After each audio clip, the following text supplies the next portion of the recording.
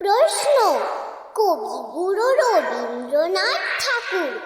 মাগো, আমায় ছুটি দিতে বল, সকাল থেকে পড়েছে যে মেলা। এখন আমি তোমার ঘরে বসে করব শুধু পড়া পড়া খেলা। তুমি বলছো দুপুর এখন সবে, না হয় যেন সত্যি হলো তাই। একদিনও কি দুপুর বেলা হলে বিকেল হলো মনে করতে নাই? আমি তো বেশ ভাবতে পারি মনে, সূর্য ডুবে গেছে মাঠের শেষে।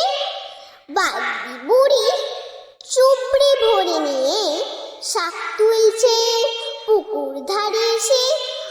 আধার হলো মাদার গাছের তলা, কালি হয়ে এলো দিঘির জল।